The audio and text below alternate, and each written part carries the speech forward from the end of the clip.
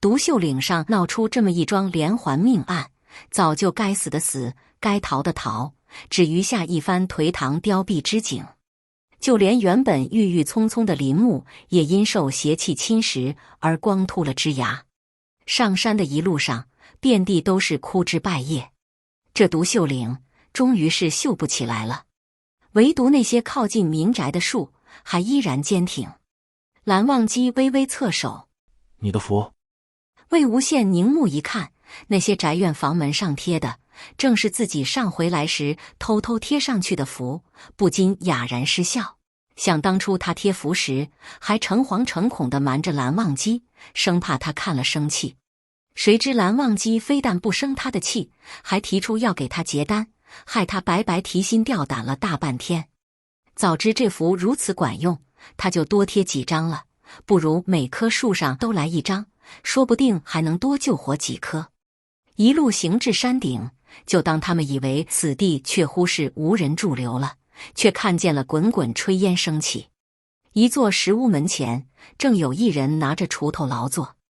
魏无羡正感叹这世上怎会有如此不怕死之人，一打听才知道，原来他是一名守山人。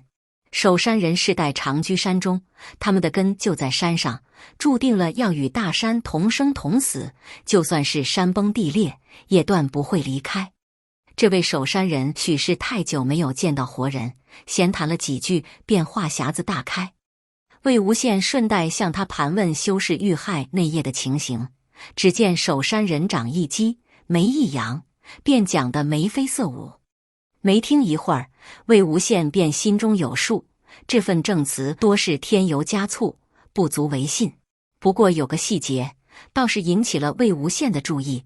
你说那夜的笛音很短促，一顿一顿的，可不都说那笛音似鬼哭狼嚎吗？哪个鬼是一顿一顿的哭的？那位守山人摸了摸头：“这我就不知道了。你要说它长吧，倒也没说错，的确是持续了很久，但也的确是一顿一顿的。一段旋律里，不知转了多少个音，还没听出前一个音是什么，就转到下一个音了。反正乱七八糟的，像是让人掐住了喉咙似的。我也不是没听过吹笛子，可少有能吹得这么难听的。”魏无羡急问：“那旋律你还记得吗？”守山人想了一阵，面露难色。魏无羡从地上拾起一片软硬合适的树叶，一边吹响，一边引导守山人回忆，最后费了九牛二虎之力，顶破天也只将那旋律还原了个2、3成。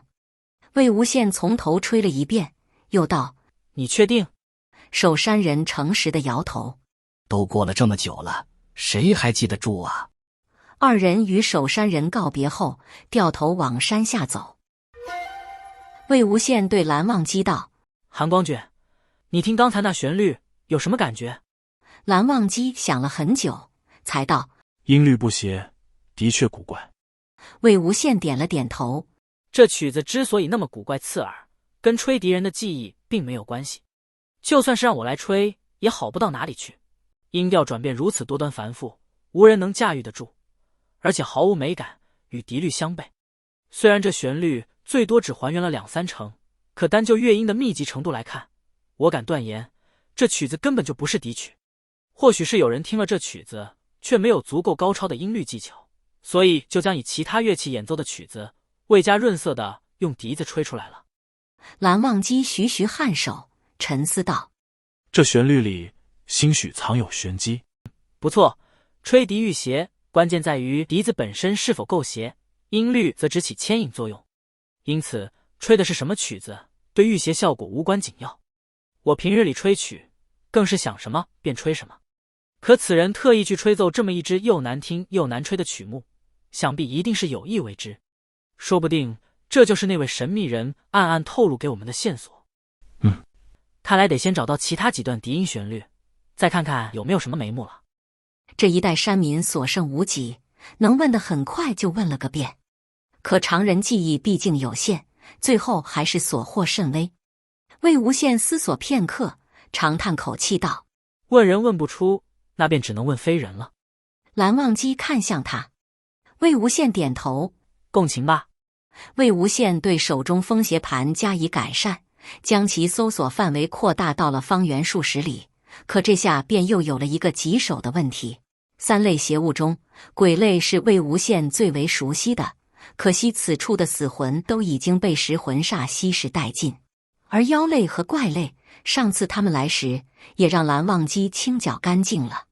如今此地尚存的阴邪，大多是最近刚刚丧命的孤魂野鬼，自然不可能听过那日的笛音。跟随着风邪盘指引找了许久，仍是茫无头绪。魏无羡泄气道：这也太难找了，就算我们能找到独秀岭事发那夜在这附近游荡的邪祟，那也不能保证他一定就听到了笛音。就算我们瞎猫撞上死耗子，碰巧遇上这么一只，可我们要找的也不是一段笛音，而是整整5段。这样漫无目的的找下去，得找到什么时候啊？要是有哪只邪物恰好听到了这5声笛音，而且还从上回清剿里幸存了下来，好好待着，让我去供。话音骤然止歇，魏无羡双目炯炯，猛地侧手看向蓝忘机。我知道了。蓝忘机眉头微蹙。魏无羡又道：上次我们来这儿，虽是剿灭了不少邪物，可是有一只邪物，却是连你也不敢轻举妄动的。蓝忘机豁然舒眉。食魂煞巢穴里那句怨气深重的古诗。可就在转瞬之间，却见蓝忘机的眉头皱得更紧了。魏无羡激动道：既然食魂煞都是从巢穴引过去的，那巢穴里的古诗必然能听到全部的笛音，我只要去跟那句古诗共情就好了。蓝忘机面色沉沉。可是话音未落，魏无羡便已等不及了。巢穴离此处不远，魏无羡一股脑地指使着蓝忘机御剑前去。途中好几次，蓝忘机将欲开口，似要反对，却都让魏无羡稀里糊涂地搪塞了过去。转眼间到了洞口，魏无羡从袖中掏出几张黄符，信笔一挥，接着解下腰带，发现不够长，又脱下外袍，3两下拧成一根粗绳，跟腰带一起打了个死结，往自己腰上一缠。蓝忘机终于找到机会开口：魏婴，此法不妥。若……魏无羡抬头道：我知道，你是怕破坏了棺椁静止，又惹得阴邪倾巢而出。没关系，到时候我把这几张符贴上去，暂且可以管用。等我共情一开始，你就重新将棺椁封上。只要咱们打好配合，就不会出岔子的。我不是。蓝忘机声音一哽，连喘了好几下气，脸目片刻后道：古诗邪气甚重，你若贸然与之共情，也……魏无羡打断道：没事的，还有什么邪气是我没见过的？你看我现在不还是活得好好的？闻言，蓝忘机脸色更难看了，眼中阴翳重重。魏无羡这才意识到，这话似乎是在搬起石头砸自己的脚。他甩了甩手道：哎呀，总之这法子我用的多了，真不会出什么问题的。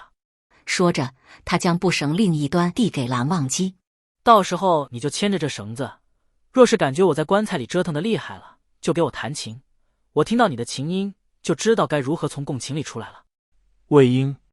蓝忘机的声音已经开始细微的颤抖，可魏无羡只顾着埋头开棺，全然没有注意，颇有些急不可耐地打断道：你就别再磨蹭了，赶紧的吧，我还想赶快把这事了结了。蓝忘机似乎还有话想说，而此时棺椁外观已经大开，露出里面一具稍小的漆黑内棺。魏无羡揭开一角，迅速地钻了进去，将棺盖合了起来。蓝忘机唤道：魏婴。四周空无一人，只余下一根布绳，悄然躺在手心。魏无羡甫一从共情抽身，睁眼便是黑黢黢的洞顶。二人来时天色尚早，天光从洞口泄入，依稀能照亮四壁，而如今却已彻底暗了。恍惚之间，魏无羡感觉自己的身体被人很小心地抱了起来，又放在了什么软软的东西上。有人在他耳边唤魏婴，似乎还唤了很多次。待到意识回转，魏无羡发现自己的脑袋正枕在蓝忘机的腿上，整个人被他牢不可破地圈在怀中。他心中顿时涌起阵阵懒意，巴不得这样一躺不起。不过这样的念头不消片刻便烟消云散，紧接着他目光陡然一聚，从蓝忘机膝盖上翻身而起，顺势甩开他正为自己把脉的手。魏无羡四下眺望了一阵，扭头喊道：“纸笔，有纸笔吗？快啊！”蓝忘机手还僵在空中，愣了愣，又伸进衣袖翻找。魏无羡却已然等不及了，自行掏出2张符纸，咬破指尖，以血成书。一挥而就后，又到洞口处拾起一片落叶，将旋律吹给蓝忘机听了一遍。魏无羡问：“韩光君，你听听这旋律，有没有几分耳熟？”